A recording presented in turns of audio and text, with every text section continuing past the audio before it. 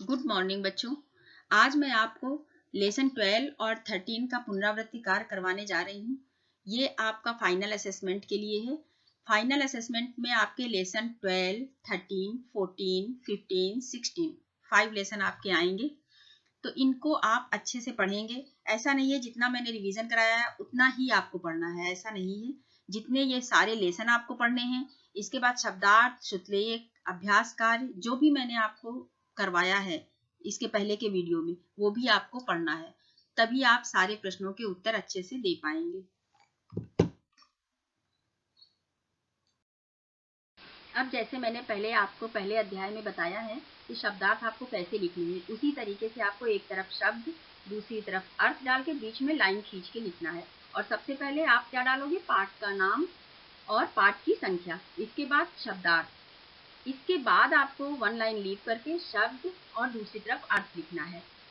तो यहाँ पर क्या लिखा हुआ है? सबसे पहले बरस, बरस का अर्थ क्या होता है? वर्ष, साल। इसके बाद है बदली, बदली का अर्थ क्या होता है? तबादला या स्थानांतरण या एक जगह से दूसरी जगह भेजना। गवर्नमेंट, जैसे कोई गवर्नमेंट जॉब करता है तो गवर्नमेंट उसको क्या करती है? एक जगह से जहाँ वो सर्विस कर रहा है वहाँ से एक जगह से दूसरी जगह पे उसको स्थानांतरित कर देती है, भेज देती है। इसके बाद है प्रशंसा, उसका अर्थ क्या होगा? तारीफ, बड़ाई। चौरास्ते, चौराहा। और दूसरा क्या होगा? चार रास्तों का केंद्र बिंदु, जहाँ पर चार रास्तों का केंद्र बिंदु होता है, चार रास्ते वहां से होकर जाते हैं। और ये भी कह सकते हैं चौक। तस्बीह, सुमिरनी या मंत्र जाप करने के लिए प्रयोग की जाने वाली माला। ओर का अर्थ है आर, मचलना, किसी चीज के लिए रोना धोना या जिद करना। ऊधम, शरारत। पाजी, पाजी का अर्थ है शैतान, शरारती।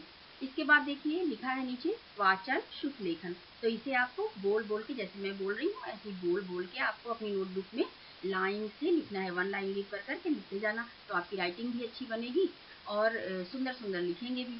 अब सबसे पहला क्या है? इच्छा।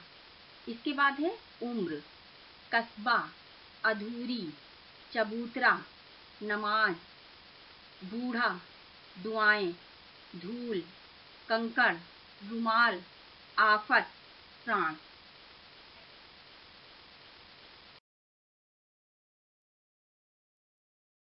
अब न्यू पेज पर पाठ की संख्या डालिए, पाठ का शीर्षक डालिए, इसके बाद शब्दार्थ लिखिए, फिर एक तरफ शब्द, दूसरी तरफ अर्थ और बीच में लाइन।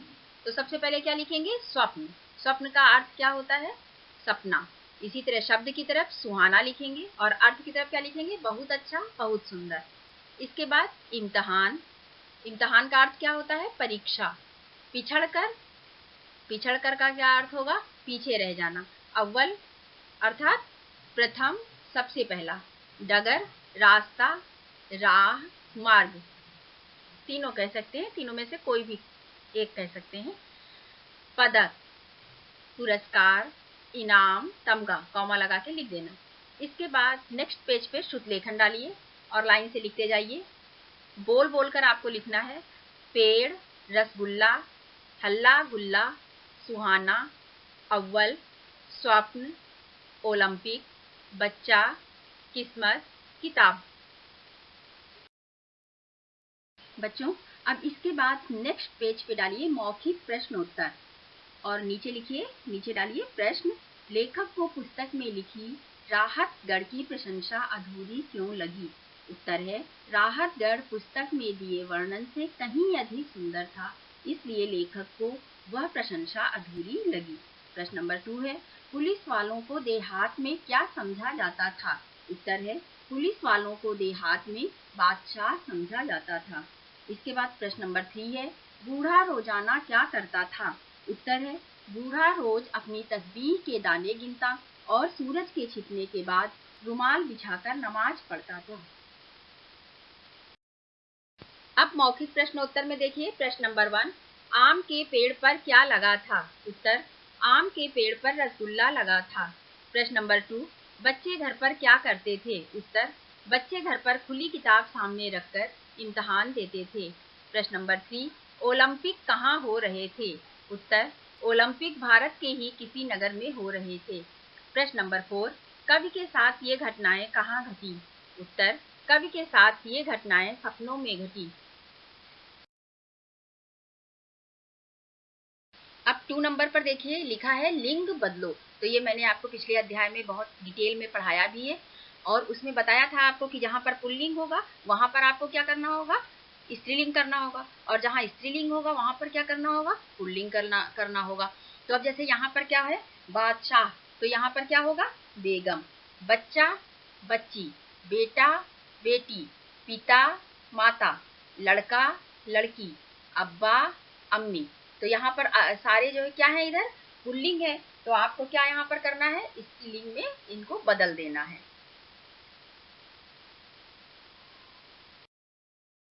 अब 3 नंबर पर देखिए, लिखा है विलोम शब्द लिखो। तो मैंने इसे आपको बहुत ही विस्तार से पिछले अध्याय में पढ़ाया है। विलोम शब्द किसे कहते हैं?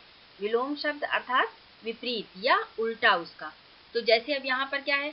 सुंदर, सुंदर का उल्टा क्या होगा? असुंदर। अधूरी, अधूरी शब्द का उल्टा क्या होगा? पूरी। प्रशंसा, प्रशंसा का उल्टा क्या होगा? निंदा। पुरानी, पुरानी का उल्टा क्या होगा? नई। निडर का उल्टा क्या होगा? डरपोक। ठंडी का उल्टा क्या होगा? गरम। इसी तरीके से आपको ये विलोम शब्द लिख देने हैं। अब इसके बाद 3 नंबर पर देखिए क्या लिखा हुआ है? सर्वनाम शब्द के नीचे रेखा खींचो। तो मैंने आपको सर्वनाम के बारे में विस्तार से पिछले अध्याय में पढ़ाया है, उसका भी वीडियो आप एक बार देख लेना कि उसमें मैंने विस्तार से आपको समझाया है कि सर्वनाम किसे कहते हैं।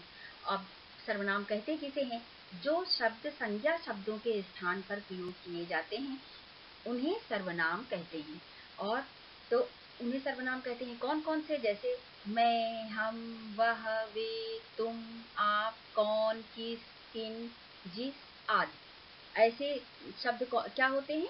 सर्वनाम शब्द होते हैं। ये कहाँ प्रयोग किए जाते हैं? संज्ञा शब्दों के स्थान पर प्रयोग किए जाते हैं।